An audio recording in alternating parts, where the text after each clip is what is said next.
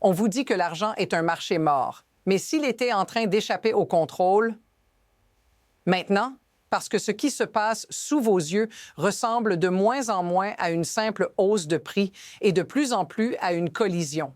Une collision entre un système papier construit sur des promesses et une réalité physique qui refuse d'obéir. Et quand ces deux mondes se percutent, quelqu'un perd, vite.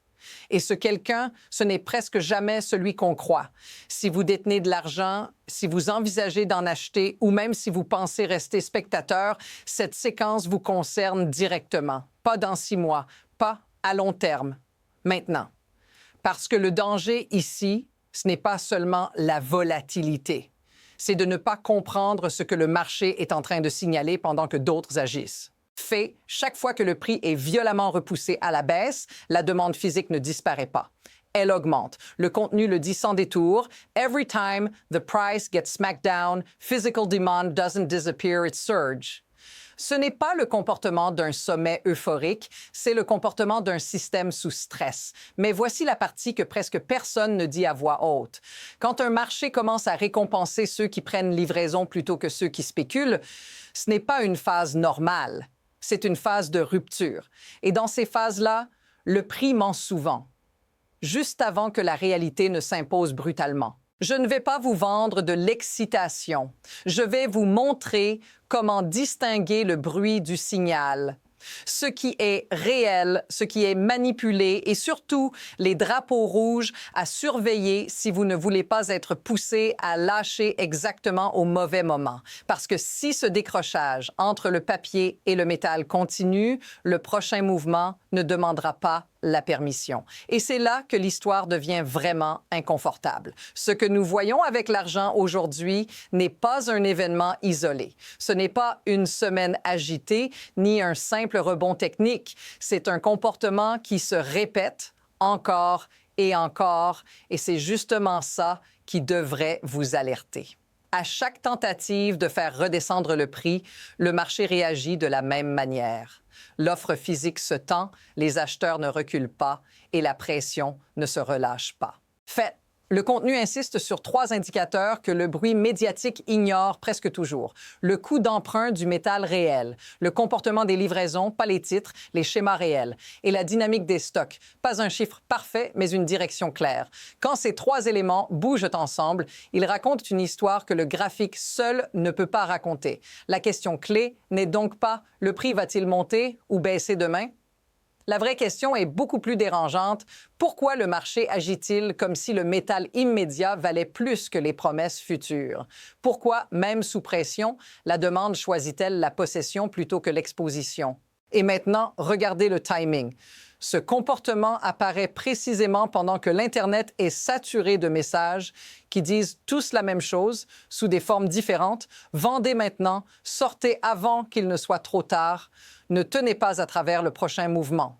Ce n'est pas une preuve de manipulation, mais ce n'est pas non plus anodin. Posez-vous une seule question, très simple. Si ce mouvement n'était qu'un faux départ, une bulle fragile prête à éclater, pourquoi faudrait-il autant d'énergie narrative pour convaincre les gens de lâcher le métal? Pourquoi ce sentiment d'urgence à vous faire douter? C'est ici que beaucoup se trompent. Ils regardent l'événement. Ils ne regardent pas le schéma. Et quand un schéma se répète assez longtemps, il cesse d'être un hasard. Il devient un signal. Maintenant, regardons la première pièce de preuve concrète qui montre que quelque chose est réellement en train de se tendre sous la surface. Voici le premier point où le récit officiel commence à se fissurer. On vous parle souvent du prix, rarement du coût réel pour obtenir le métal.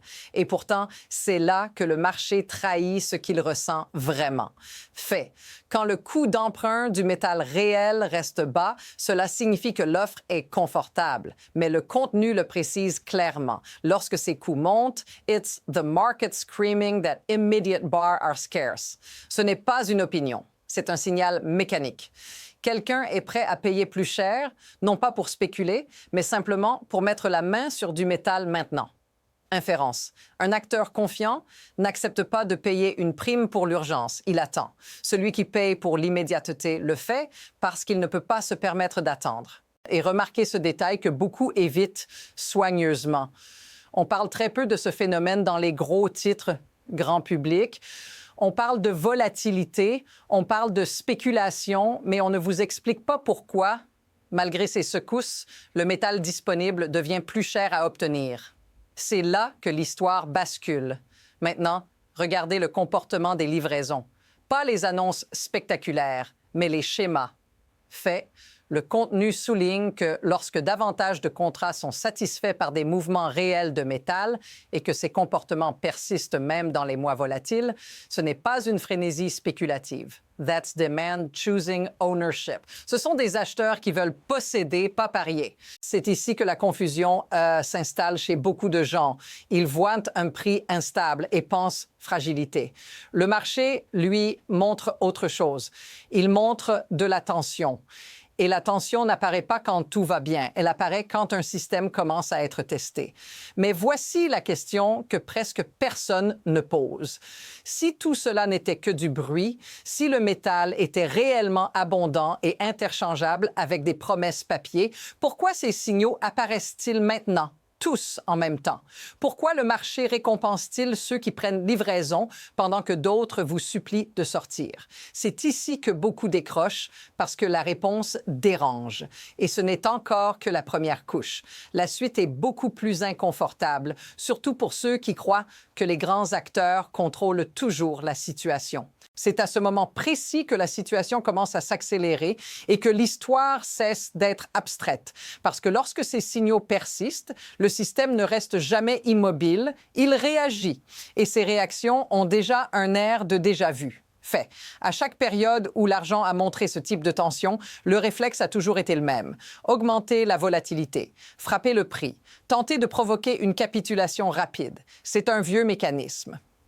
On secoue l'arbre pour voir qui lâche. Mais ce qui est différent cette fois, c'est ce qui ne se produit pas après le choc.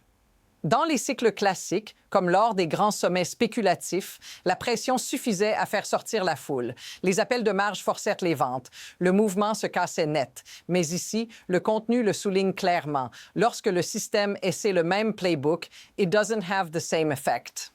Les replis ne provoquent pas des ventes paniquées. Ils provoquent des retraits physiques. C'est là que quelque chose d'anormal se normalise. Voir le prix baisser tout en voyant le métal devenir plus difficile à obtenir ne devrait pas être courant. Pourtant, c'est exactement ce qui se passe. Et quand une anomalie devient répétitive, elle cesse d'être une anomalie. Elle devient une caractéristique du marché. Maintenant, ajoutez un élément clé à cette équation. Fait. Le contenu parle d'un marché en backwardation, une situation où les acheteurs sont prêts à payer plus cher pour du métal maintenant que pour une livraison plus tard. Traduction simple, le marché dit « Ne me promets pas demain, je veux aujourd'hui ». Et réfléchissez à ce que cela implique vraiment. Un système fondé sur la confiance n'entre pas en backwardation sans raison. C'est un signal d'urgence. Un signal que la promesse future perd de sa valeur face à la possession immédiate. Ce n'est pas une question de graphique, c'est une question de confiance. Mais voici le point où beaucoup se rassurent à tort. Ils se disent que les grandes institutions ont toujours une longueur d'avance, qu'elles contrôlent le rythme, qu'elles peuvent écraser le prix quand elles le veulent.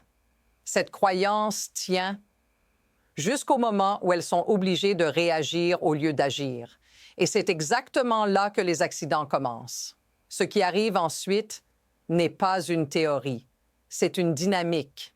Et la prochaine preuve rend cette illusion de contrôle beaucoup plus difficile à défendre. Voici la deuxième preuve, et elle est plus dérangeante que la première parce qu'elle expose une contradiction que beaucoup préfèrent ignorer.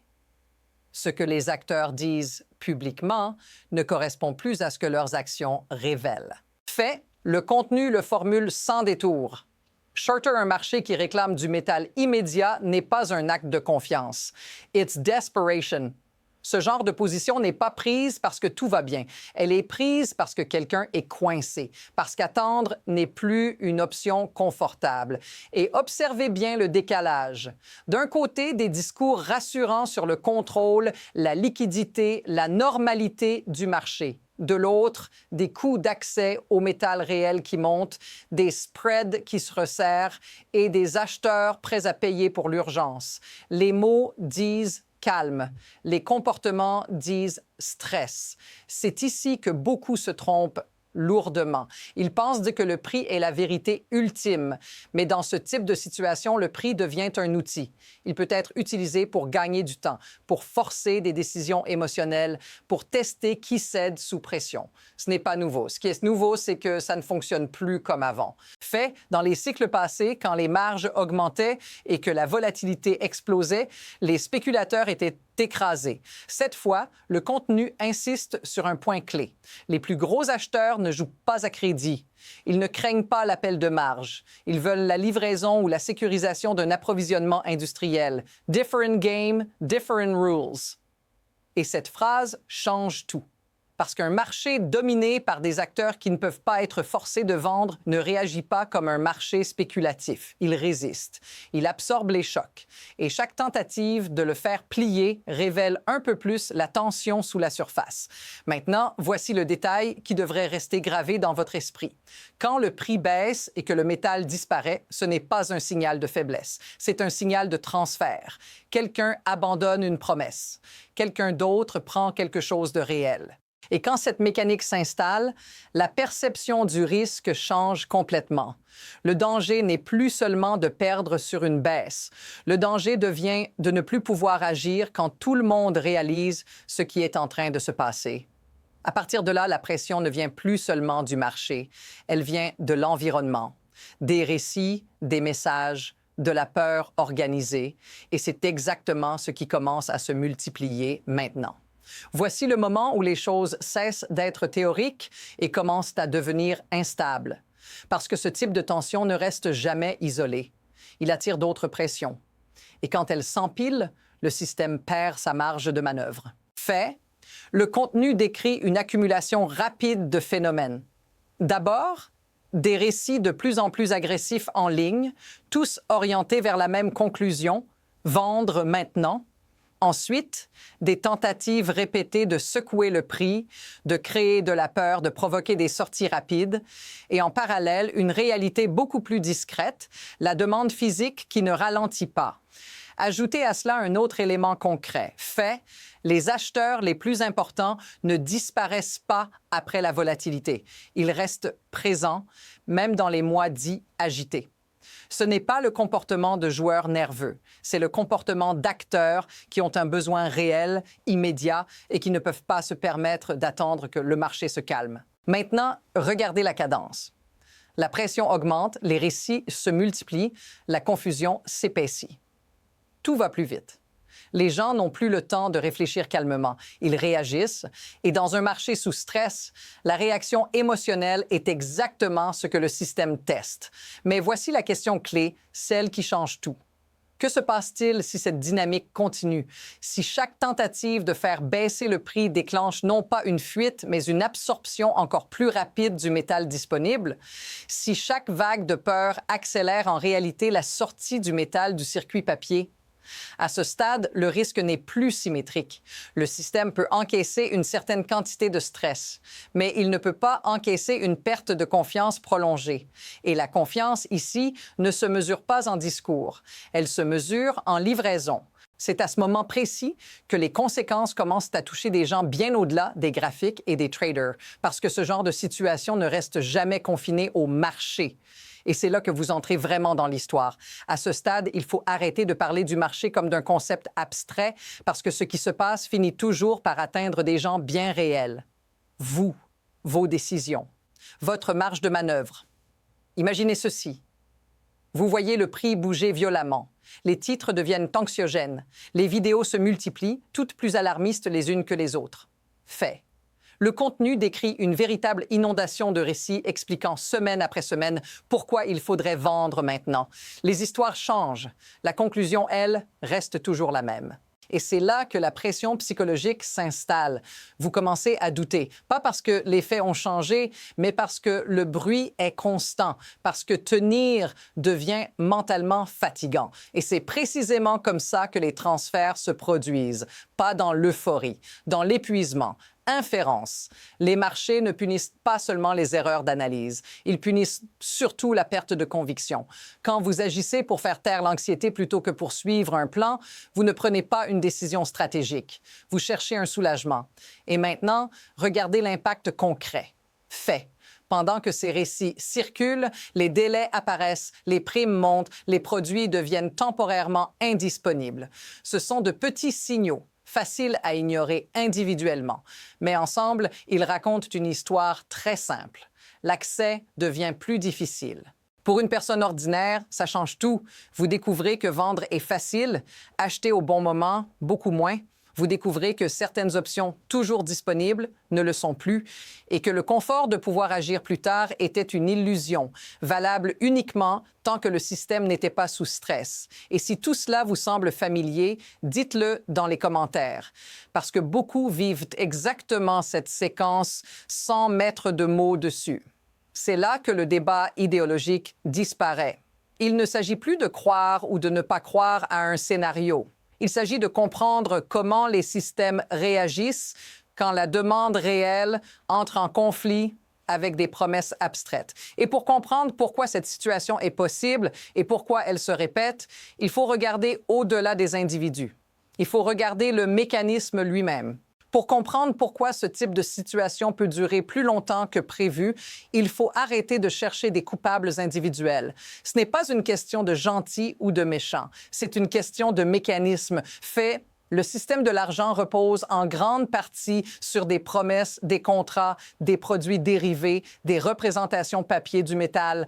Tant que la majorité des acteurs acceptent ces promesses comme équivalentes au métal réel, tout fonctionne. Le levier tourne, la liquidité circule, la confiance fait le travail. Mais voici l'insight inconfortable. Ce système ne tient pas parce qu'il est solide.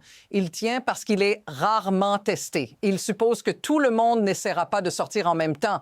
Il suppose que la majorité restera exposée, pas propriétaire. Et surtout, dans ce cas, il suppose que la peur fera son travail avant que la livraison ne devienne un vrai problème.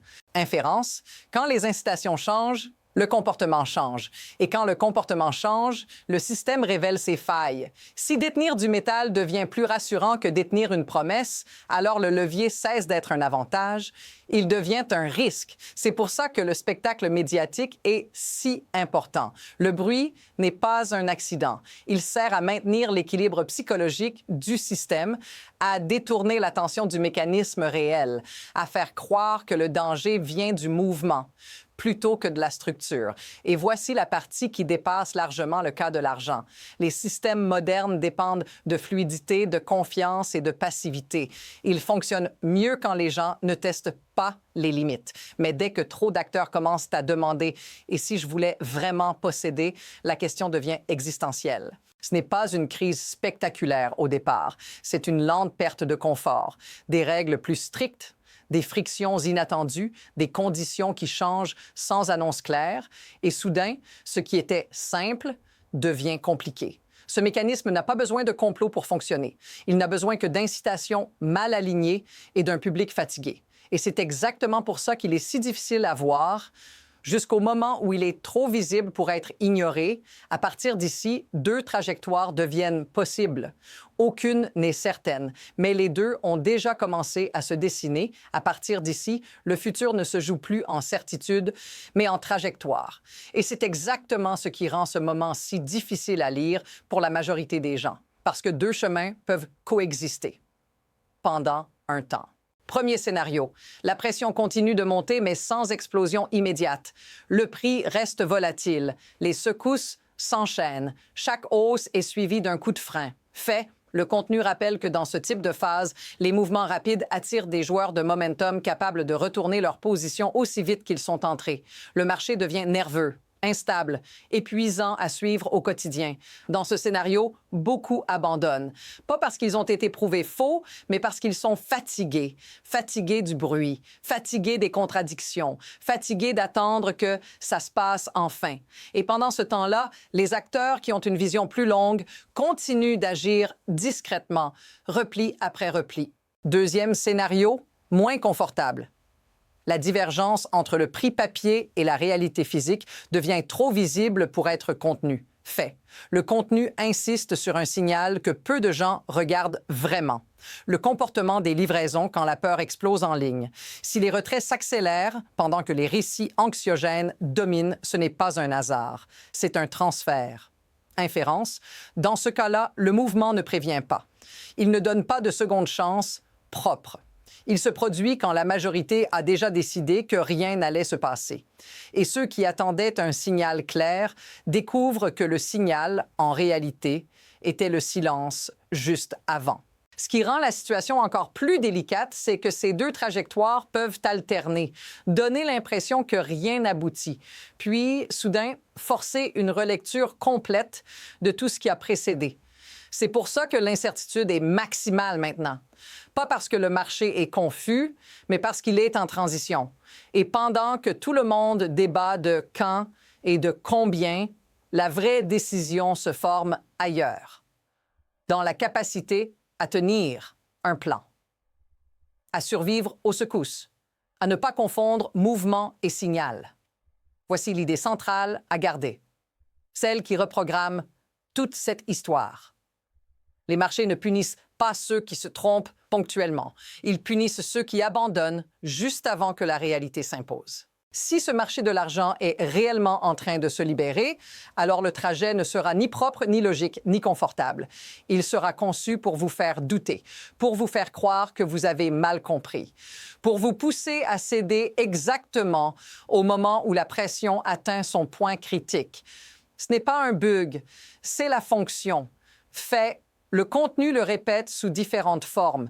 Le vrai signal n'est pas seulement le prix, ce sont les livraisons, la vitesse à laquelle le métal disponible disparaît après chaque repli, la manière dont les primes, les délais, les frictions apparaissent avant que le graphique ne raconte quoi que ce soit. Quand ces éléments persistent pendant que le bruit explose, ce n'est pas une coïncidence, c'est un schéma. Inférence. Le scénario le plus douloureux pour la majorité n'est pas un effondrement brutal, c'est de regarder le mouvement se produire après avoir été vidé émotionnellement par des semaines de peur, de récits contradictoires et de fausses urgences, de réaliser trop tard que le test n'était pas financier, mais psychologique. C'est pour ça que tout se joue maintenant dans la préparation, pas dans la prédiction. Avoir un plan capable de survivre à la volatilité. Savoir ce que vous regardez vraiment et surtout, ne pas confondre le volume du bruit avec la force du signal. Si vous voulez continuer à décoder ce qui se passe sous la surface, pas seulement ici, mais dans tout ce qui dépend encore de la confiance et des promesses, abonnez-vous, pas pour l'excitation, pour la clarté, parce que ce qui arrive ensuite ne concernera pas que l'argent. Et quand ce sera évident pour tout le monde, il sera déjà trop tard pour agir calmement. La suite est déjà en train de se former.